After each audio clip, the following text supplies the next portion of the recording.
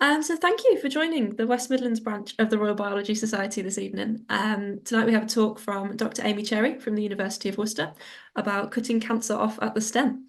Dr. Cherry is a senior lecturer in biochemistry and biomedical science at the University of Worcester and has a plethora of experience in protein biochemistry. And tonight, I believe the focus will be on her research into hedgehog signalling. So before I hand over to Amy, just a couple of housekeeping things.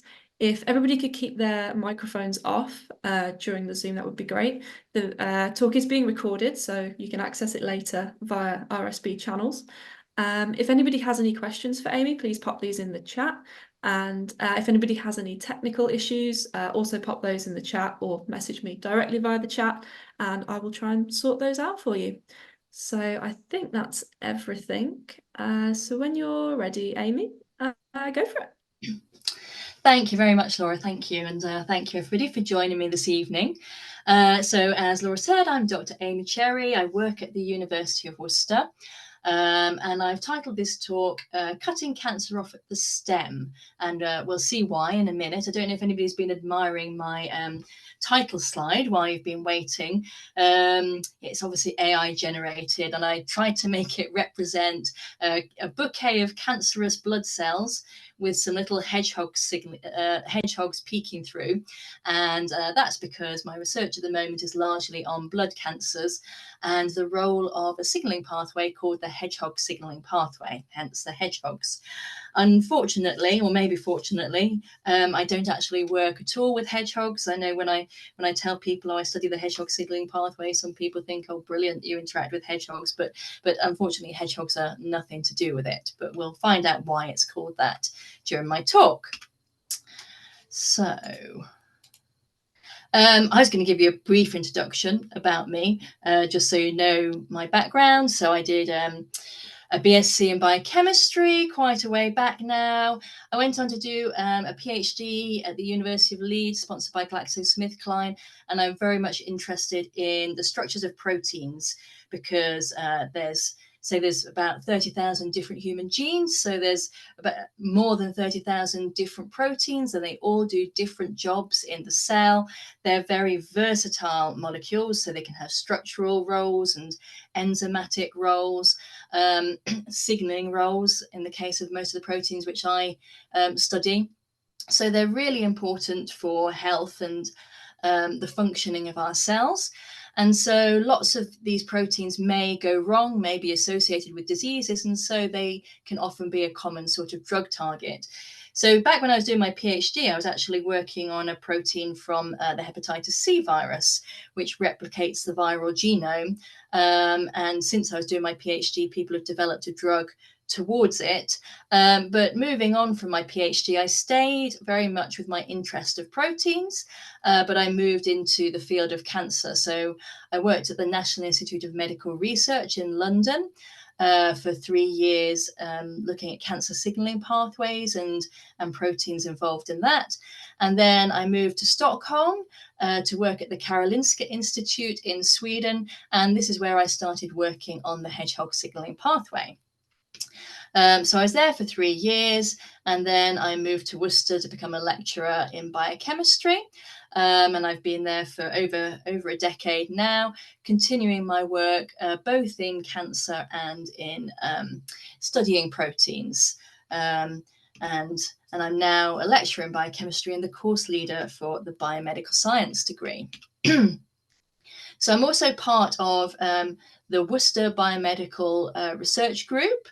If you're interested in what research we do, we have a very research active team in lots of different areas. You can follow us on Twitter at UOW_BRG. But my research, largely since I've been at Worcester, I've been working with Dr. Steve Coles because our research interests sort of overlapped. So I was in my previous 2 jobs studying cancer, and his research has always been in acute myeloid leukemia. So we started working together on our shared research interests over 10 years ago. And so I'm studying cell signaling in cancer and also the proteins involved. And more recently, we've been joined by Dr. Matt Dimaselli, who's more of a neurophysiologist, and I work with him as well, investigating the structures of proteins involved in neurological conditions. So that's me. So what I'd like to talk about today, I've sort of split this into 5 sections. So we're going to have quite a basic sort of background and get more and more into the research. So this is the overview. I'm going to talk about what cancer is, what hedgehog signaling is, and how hedgehog signaling is involved in cancer. Then think about how we can treat cancer and the role of cancer stem cells in the disease, and then look at my research with targeting the hedgehog signaling pathway. So firstly, what is cancer? So general members of the public, I think, tend to have this preconceived idea that cancer is one disease, and you always hear people saying, oh, when will we get a cure for cancer? And the answer is, we're not just going to get a cure for cancer, because cancer isn't one disease. Cancer is just an umbrella term for many, many different diseases. So I'm sure everybody's aware of different types of cancer. So my little word cloud here is showing you some of the different types of cancer, and it's sort of showing you relatively the most prevalent types with the largest words. So we're all aware, aren't we, that you have different cancers in different tissues, but even within one tissue, if you have several people with a cancer of the same tissue, they still don't have the same disease.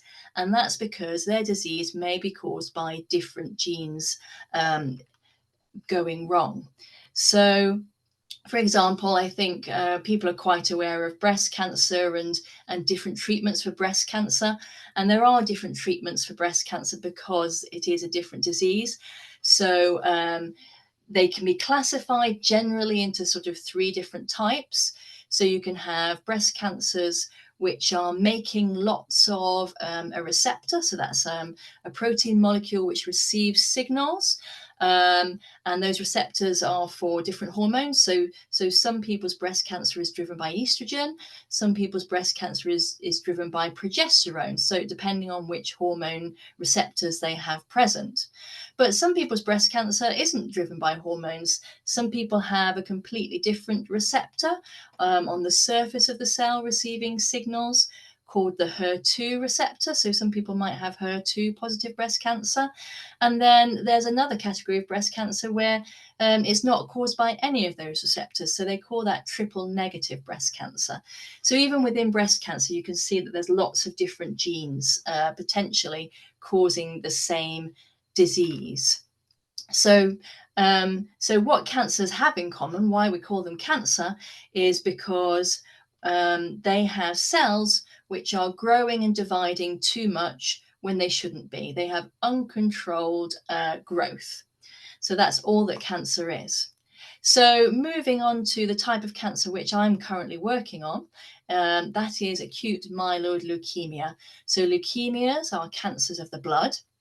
And I expect most people know, everybody knows that we have different types of blood cells which do different jobs. So we have red blood cells called the erythrocytes, which carry oxygen around our body. We have white blood cells.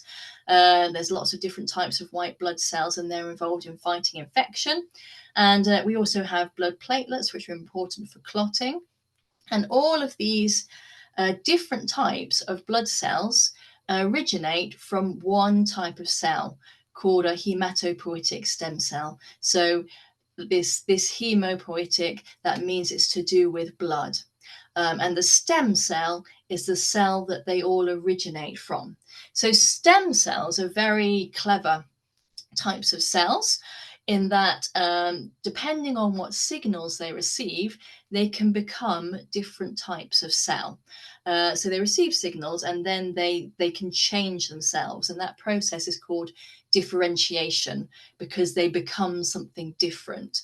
So we can see here that there's one type of hematopoietic stem cell And depending on what signals it gets, it can become either a lymphoid stem cell, which can go on to become a lymphocyte, or it can become a myeloid stem cell, which can then, depending on what signals it gets, it can differentiate into other types of blood cells. So a myeloid stem cell may become a myeloblast, which may become a monocyte, a basophil, a neutrophil, or an eosinophil, or it could become an erythroblast, an erythrocyte, or a megakaryoblast and become platelets.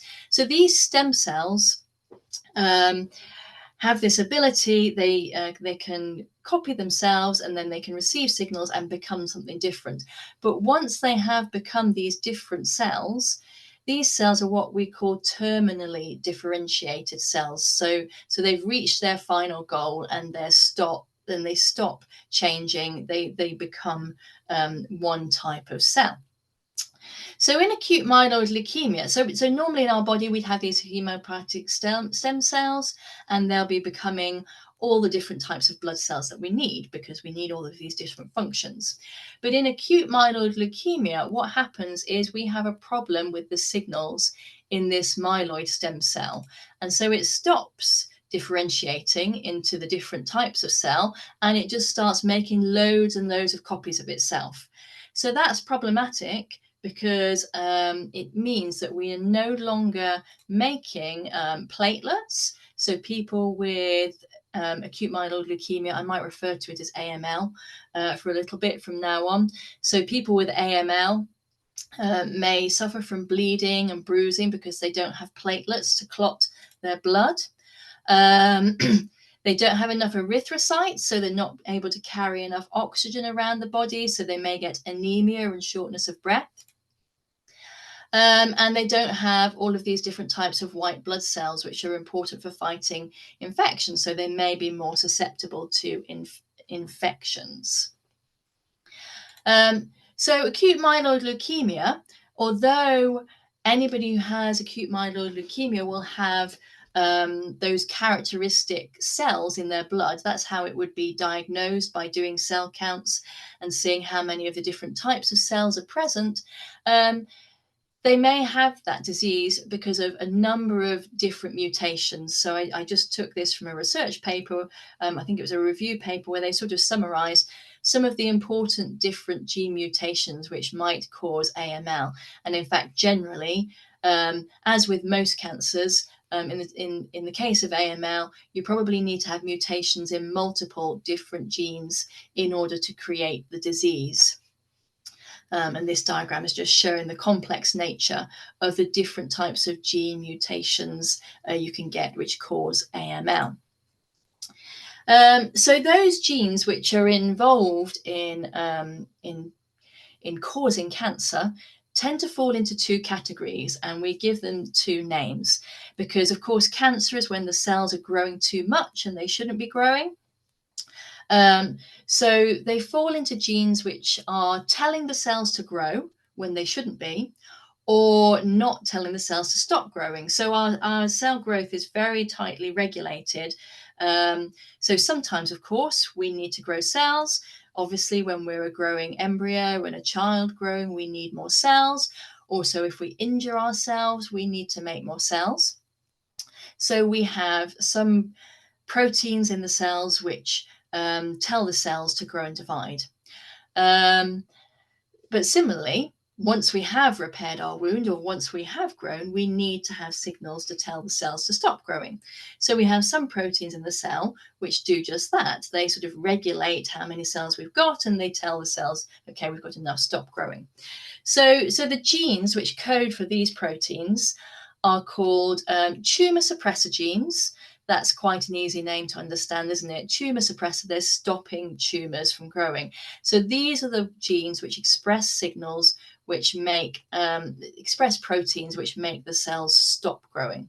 And then the other type of genes are called proto-oncogenes, and they're the go signals which are telling the cells to grow and divide.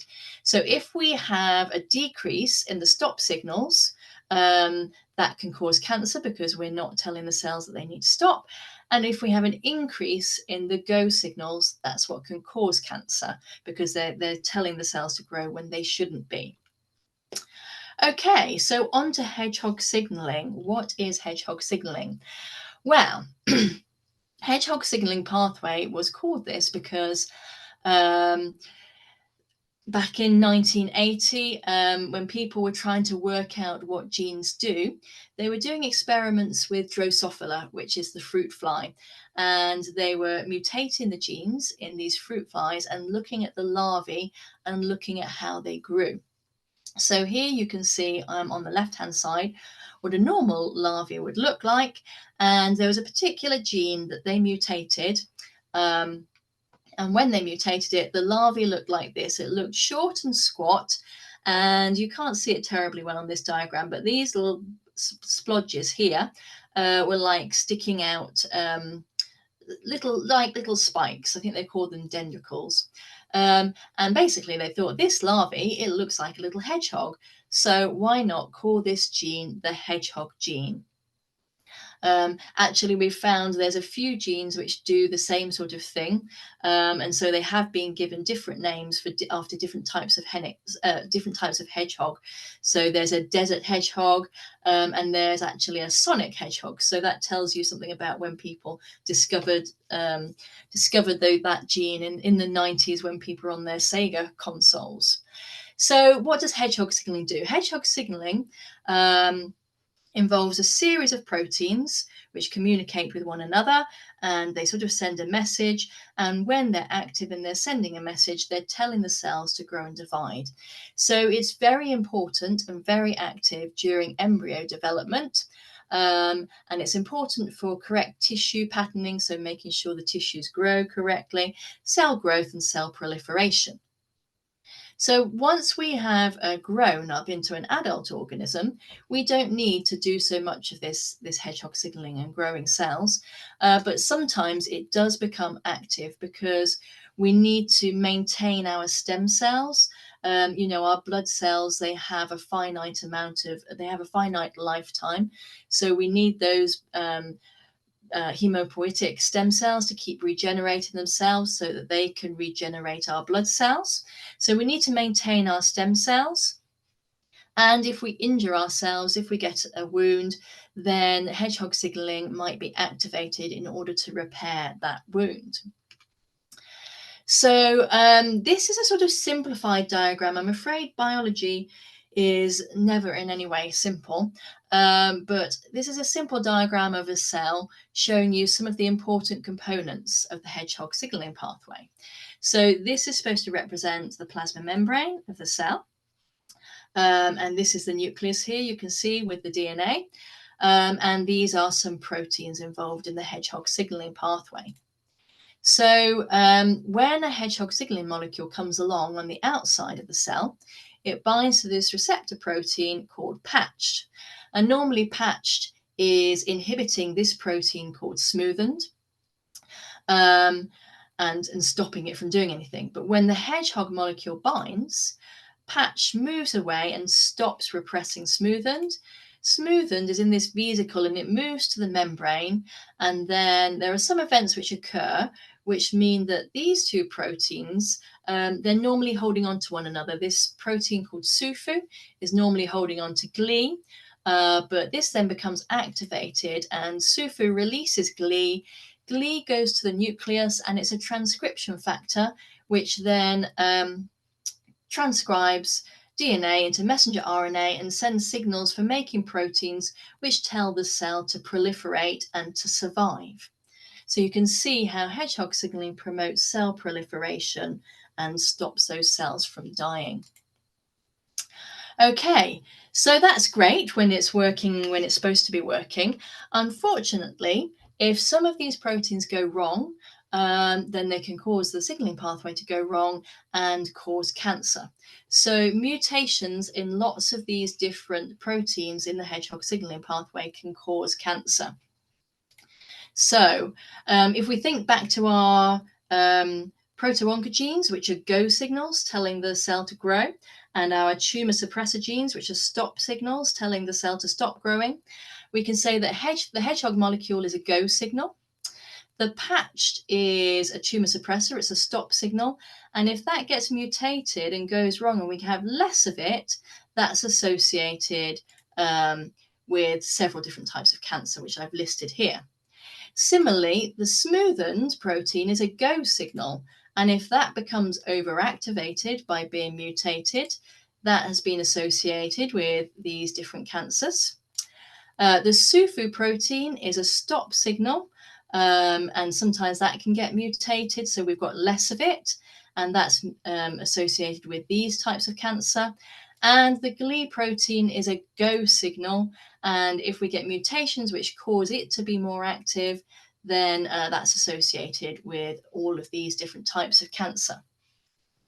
So that's what can happen if we have mutations in the genes, these genes involved in hedgehog signaling.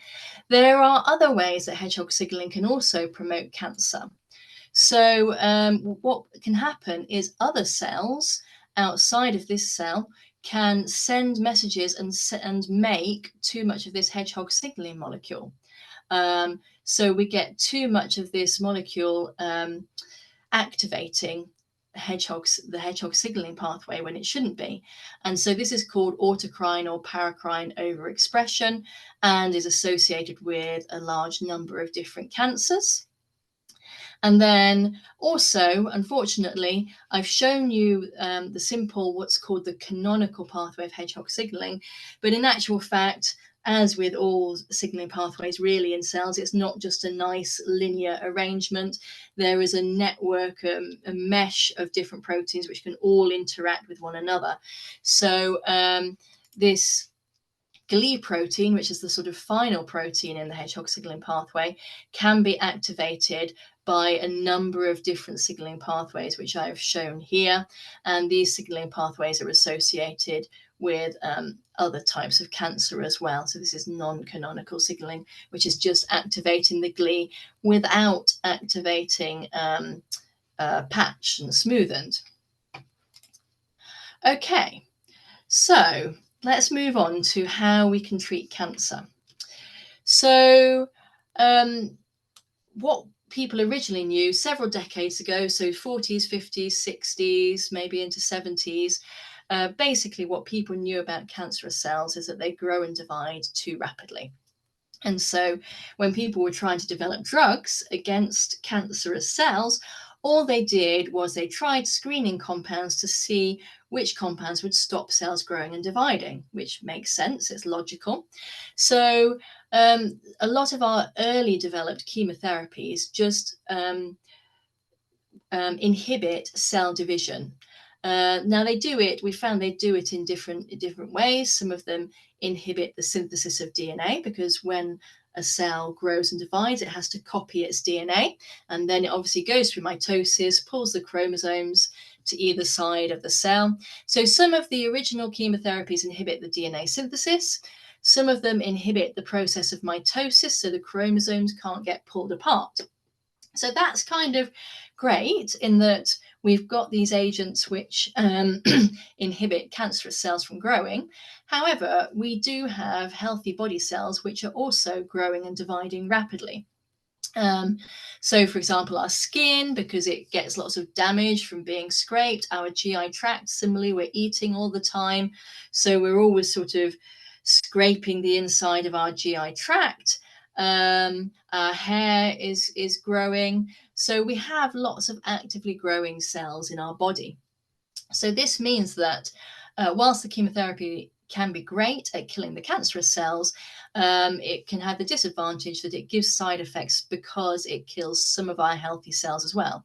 Lots of our cells which aren't growing will be fine because these types of drugs don't target them. But the cells which are growing will be affected. So this is why when people have traditional sort of chemotherapy, they'll have hair loss, vomiting, diarrhea, also a suppressed immune system because our blood cells are constantly having to be regenerated. So the hematopoietic stem cells are also constantly growing, so they're affected. And of course, children, if they're given these types of drugs, they're still growing, so they may have problems with their growth. So In more recent decades, so maybe 70s, 80s onwards, people started to understand a bit more about the actual molecules within the cells and what they're actually doing, and looking at what the molecules in cancerous cells are doing and how they are different from the molecules in healthy cells. And that's good because it means that we can therefore design drugs which are more specific towards the molecules which are only active in the cancerous cells. And so Hanahan and Weinberg have written some review papers over the years, sort of summarizing what we know about the properties of cancerous cells, and they call them the hallmarks of cancer. So their review started in 2000. In 2000, they had 6 hallmarks of cancer, which is that they have sustained proliferative signaling, so they keep telling themselves to proliferate. They evade growth suppressors, so they don't listen to signals telling them to stop proliferating. They can become immortal. They can do metastasis, which is when they can move from one tissue to another. They resist cell death, and they cause the growth of blood vessels towards them, which is called angiogenesis. And that's because when you've got lots of cells growing and dividing, they need to have lots of nutrients. And so they need the blood to bring them nutrients. So that was the hallmarks in 2000. And so scientists started studying the proteins involved in these characteristics, because then they might be able to inhibit them more specifically, and therefore not affect the healthy cells. This got updated in 2011 with 4 more hallmarks, which was they change their cellular metabolism, they avoid being destroyed by the immune system, they promote inflammation, and they have genetic instability. So that has led us to be able to develop drugs which are more targeted towards those properties of cancerous cells. So if we look at AML, the current treatments for AML, some of them are sort of traditional chemotherapies and some of them are more targeted treatments. So cytarabine and anthracyclines are traditional chemotherapies. They stop cells from growing and dividing rapidly. Cytarabine, it mimics a molecule in DNA and gets inserted into the DNA and then stops the DNA from being replicated. So that's a very traditional chemotherapy, which is just going to affect all cells, all rapidly growing cells as well, and lead to side effects.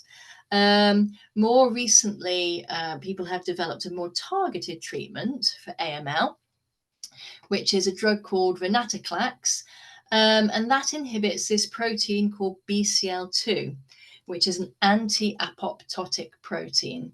So apoptosis is the process of cell death. So when cells go wrong, they have all these monitoring mechanisms so they can check if they're going wrong, and if they know they're going wrong, they kill themselves by this process called apoptosis. But cancerous cells have sort of evolved in a way to have lots of proteins like BCL2, which prevent apoptosis. So they're anti-apoptotic, and that means they don't die when they should die. So this treatment, venetoclax, has been developed to target the BCL2 protein and inhibit it and stop it from preventing apoptosis and cell death. So these are kind of the current chemotherapies for AML, which certainly work to quite a good degree. However, there is a problem in AML and in many cancers, that cancerous cells aren't just what we initially thought. They aren't just cells. They aren't just a population of the same type of cell which are growing and dividing rapidly. So what people have realized more recently is that cancers and tumors may have a population of cancer stem cells within them. So I have kind of talked about stem cells already, but here's a definition for stem cells. So a stem cell is an undifferentiated cell of a multicellular organism which is capable of giving rise to indefinitely more cells of the same type, and from which certain other kinds of cell can arise by differentiation. So they can keep growing, replicate themselves, and then respond to signals and develop into all sorts of different types of cell and become differentiated. Okay, so quite recently, this means that Hanahan et al. Have rewritten their paper again on the hallmarks of cancer in 2022, and they've added on 4 new hallmarks of cancer. So the one that I'm particularly interested in at the moment is called unlocking phenotypic plasticity. And so what people have found is that cancerous cells, they may be actually already partially differentiated, but they may de-differentiate and go back to the progenitor stem-like cell, and then our stem cells can regenerate the population of cancerous cells, or there may be undifferentiated progenitor cells, stem-like cells, which they exit from the cell cycle. They don't carry on growing and dividing. They just stay in the population as undifferentiated cells, and they become dormant. So they're just sort of asleep, but they're still there. And the thing about that is they have the potential to reinitiate themselves, come out of their sleep, and start proliferating and expanding the cell population again. So here you have my little diagram of a tumor, and with our traditional chemotherapies, we may give the drug, and that will target the rapidly growing and dividing cells, and the tumor shrinks. But at the heart of the tumor, there may be some of these stem cells. And so although the tumor shrinks, once we remove the drug and stop giving it, these stem cells can regenerate the tumor again. So this is a problem. This is why potentially some cancer treatments, they work for a bit, but then the cancer may return. So this is a really important area of cancer to study. What is controlling cancer stem cells, and can we target those things in order to try and treat different cancers? So some work has been done by scientists trying to work out what is involved in these cancer stem cells, and certainly people have identified the Hedgehog signaling pathway as being involved in maintenance of cancer stem cells. So in my case, in the case of AML, acute myeloid leukemia, this paper has been published. They were studying treatment of acute myeloid leukemia with the traditional drug cytarabine. And what they found was if they inhibit the Hedgehog signaling pathway as well, then that can move the stem cells out of dormancy and make them become growing and dividing cells. And that means that they then become susceptible to cytarabine, because remember, cytarabine is a traditional chemotherapy, so it is targeting cells which are actively growing and dividing. So in this way, treating the Hedgehog signaling or inhibiting the Hedgehog signaling pathway, as well as using a traditional chemotherapy, may be a way to get rid of the entire cancerous cell population. So I guess this leads me on to my work of how we can target the Hedgehog signaling pathway. So people have been interested in the Hedgehog signaling pathway for quite a long time, because, as I said, it's involved in lots of different cancers. So we can see that, so the first types of drug which were developed against the Hedgehog signaling pathway were developed against the smoothened protein.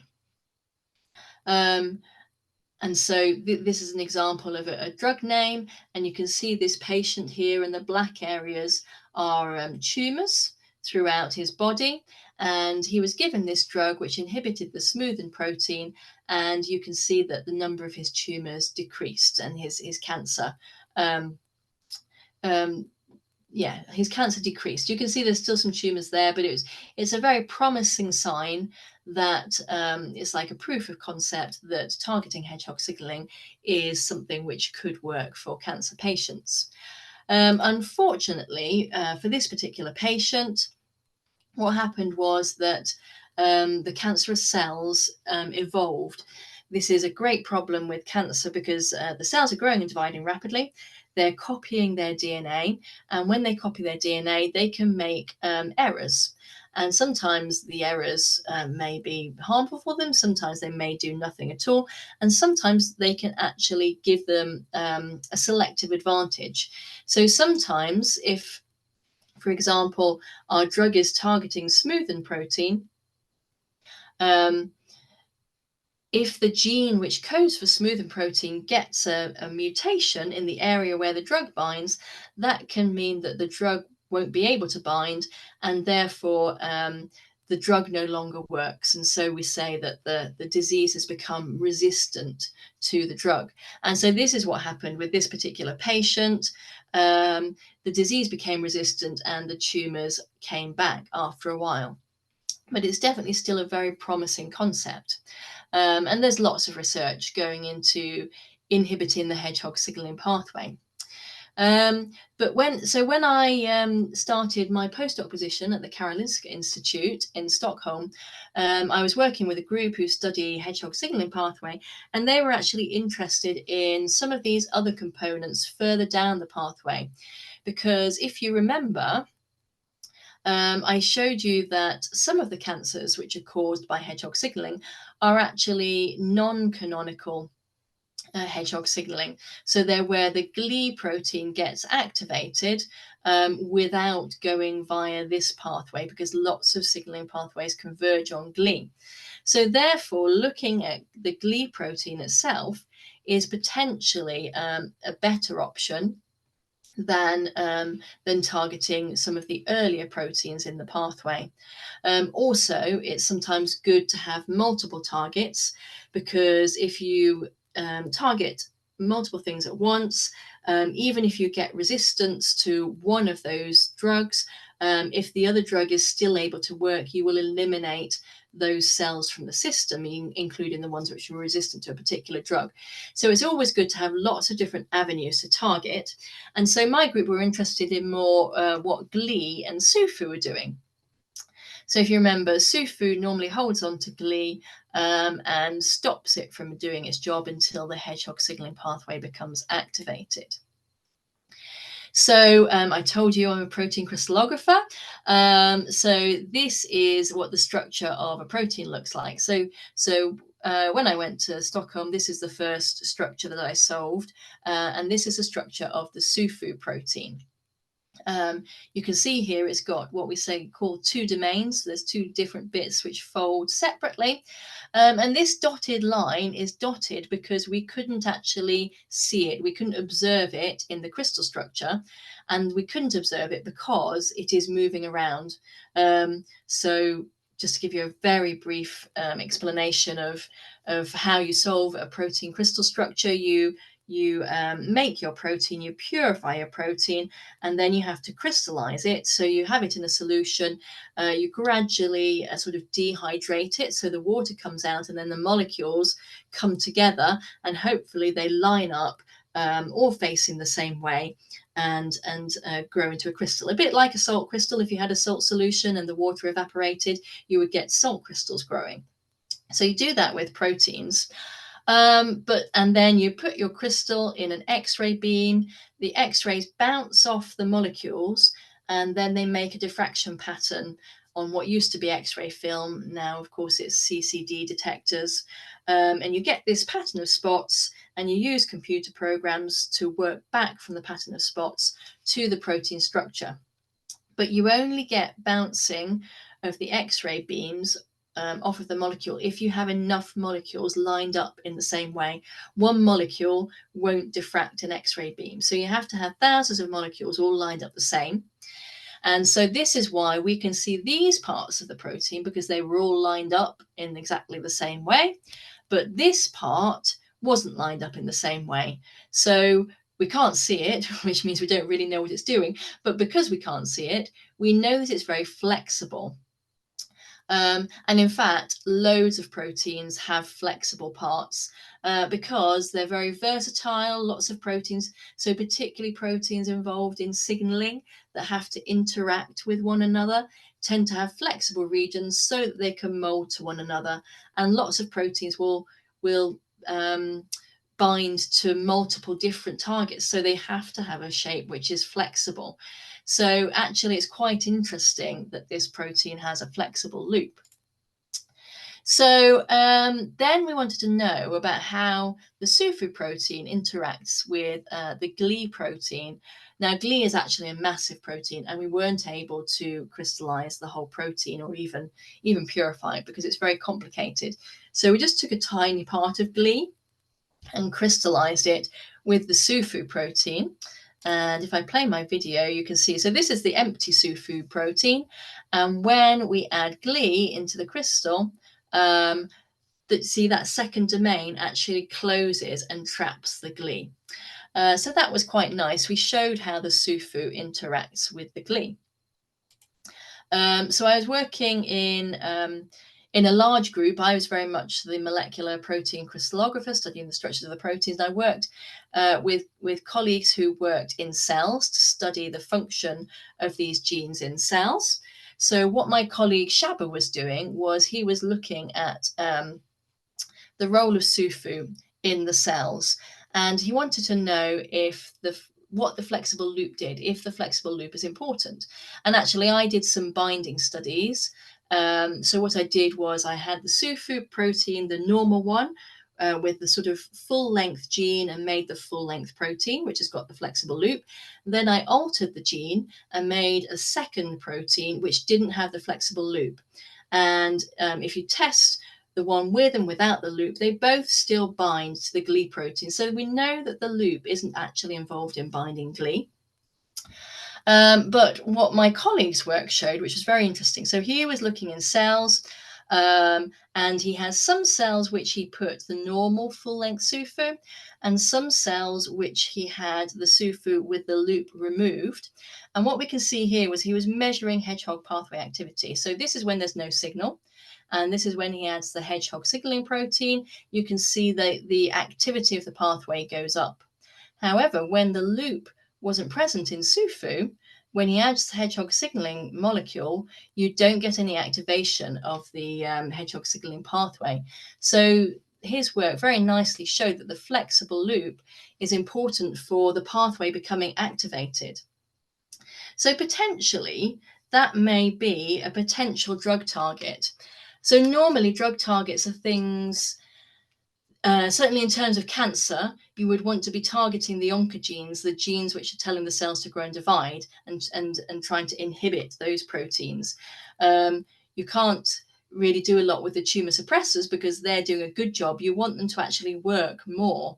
But if this flexible loop is important for stopping the protein from the pathway from being activated, potentially that loop is something you could target to try and make sure that it doesn't release the GLI protein. Okay, so this is bringing me on to the work which I started when I moved to Worcester. So actually, when I was in Stockholm, I was sort of generally thinking about all cancers. And then, as I said, when I moved to Worcester, I started working with Dr. Steve Coles, who's interested in acute myeloid leukemia. So I started focusing my efforts on leukemia and leukemic cells. And I got a PhD student, Emma Wild, who started this work, and she did a really good job. So what we did was we started to look at Hedgehog signaling in leukemic cells. So we had some different leukemic cell lines, which Steve was working with, K562s, HL60s, KG1s, and THP1s. And as you can see, these are derived from different types of blood cells. So these K562 ones are still quite stem-like because they're related to this myeloid stem cell. The HL60s are a bit more differentiated, and the KG1s and the THP1s are a bit more differentiated again. So we decided to look at how much hedgehog signaling there was by measuring glee activity in these different types of cells. And as you can see, there's most activity in the K562s, then the HL60s, and then the THP1s and KG1s. So the more stem-like the cells are, the more hedgehog signaling there is. So that sort of is another clue that hedgehog signaling is important in stem cells. And what Emma did was we then used an inhibitor of the hedgehog signaling pathway. And we looked at BCL2 expression. So do you remember that BCL2 is one of those anti-apoptotic proteins? It's stopping the cells from dying. So interestingly, in these cell lines, K562s, HL60s, THP1s, if you inhibit hedgehog signaling with an inhibitor, you have decreased BCL2 expression. So you have at least less of the anti-apoptotic proteins. So this again is a really good signal that inhibiting hedgehog signaling pathway is a good strategy because you're going to decrease the anti-apoptotic proteins present. So that was really interesting. And I'm just showing you in the HL60 cells here, if you were inhibiting the hedgehog signaling pathway, it decreased the amount of live cells and increased the amount of apoptotic cells, which makes sense because you've got less of the anti-apoptotic protein. So they're really nice results. Then we went down another line with Emma's research because we were thinking about what other things might be involved in the hedgehog signaling. And as I told you, you can have non-canonical hedgehog signaling where it gets activated by other signaling molecules. So there was this interesting paper from quite a while ago, 2003, which had looked at the SUFU protein in Drosophila, which is the fruit fly, and found that it interacts with a protein called MLF, which stands for myeloid leukemia factor. So obviously the name tells you something about what this protein does. So they showed that SUFU interacts with MLF in fruit flies. Obviously my research is interested in humans. So I looked to see whether there are any equivalent proteins in humans, and there are. Sorry, excuse me. There's actually two. There's one called MLF1 and one called MLF2. And MLF1 is actually involved in acute myeloid leukemia. So we thought, well, if there's an interaction in fruit flies, maybe there's an interaction between hedgehog signaling and myeloid leukemia factor in humans. So we also started to study MLF1. So again, Emma looked in her different blood cell lines at whether MLF1 was present in them. So in this case, MLF1 is mainly present in the K562s. So that's a similar sort of pattern to the hedgehog signaling. It's mostly present in this cell, which is quite stem-like. So again, sort of suggesting that MLF1 is important in stem cells. So we decided to see if the human MLF1 protein interacts with human SUFU. And this is just one slide on one figure, but it actually reflects a very large amount of work in which we had to clone the genes for MLF1, express the proteins, purify the proteins, and then do these binding studies. But the upshot of all that work is that we showed that human SUFU does interact with human MLF1. It's quite weak binding, but they definitely do interact with one another. So that's very interesting. And then we really wanted to know more about what MLF1 does and how it works. And so a very common way to do that is to stop either change the gene itself or just stop the gene from being expressed, and then observe what happens in the cells. So Emma did this assay, which is called a knockdown assay, where you're getting rid of the activity of MLF1 for a short period of time. So we're not completely getting rid of the gene. But just a reminder of basic biology, we all know that genes are DNA, which get transcribed into messenger RNA, and then the messenger RNA gets read and made into proteins. So in a knockdown assay, you use silencing RNA, and the silencing RNA is complementary to the messenger RNA for the gene that you're interested in. So we use silencing RNA, which binds to the MLF1 gene. You add that to your cells, and that will be active for a short period of time, over a few days, and then you observe the activity of your cells. So Emma was doing this in the K562 cells, because if you remember, they're the ones which are expressing lots of MLF1. And they're the stem type cells, and they're the ones which can differentiate. They can actually differentiate into lots of different types of cells. So she did some experiments where she tried to differentiate the cells. So she worked out a protocol for differentiating into erythrocytes and into megakaryocytes. And what she found was that when she silenced the MLF1, there was this graph is showing the cells which are the most stem-like. So she did this assay which measures the different types of cells. I've only shown you one of the types of cells here. So the type of cells here we're looking at are the stem type cells. So by inhibiting MLF1, it actually decreased the amount of stem cells.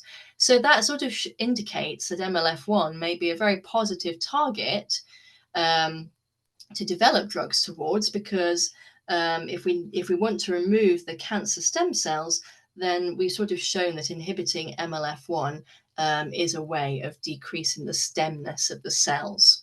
So this is just the beginning of a project which is ongoing. We've made some clones in which the gene is completely knocked out, so we can study the properties, the characteristics of these cells over a longer period of time, but we haven't begun the experiments with them yet. Okay, so just to give a very brief summary, I think what I've tried to say is that we know that cancer may evade current treatments by maintaining a subpopulation of stem cells, which can continually regenerate the tumour. And so targeting stem cell promoters, such as the Hedgehog signaling pathway, may be an important way of developing further therapeutic agents. Okay, so just to say, the people involved in this work, these are the team at the Karolinska Institute, where I started working on Hedgehog signaling. I was working in the groups of Runa Tofgård and Luna Jovine, and this was my colleague Shaba, who did the cell work. And then this is our team at the University of Worcester. Emma Wild was my PhD student, who's now passed her thesis, and she's been supervised by myself, Dr. Steve Coles, and Dr. Alan Bueno, and Dr. Emma Edwards has helped a lot with that research as well. Okay, so thank you very much for your time. If you're interested in us, you can follow us on Twitter, now known as X, Instagram and Facebook at UOW Biosci. And if you scan this QR code, that takes you to our link tree, so you can look at all of what's going on in biological sciences at the University of Worcester. Okay, thank you very much. I'll stop talking.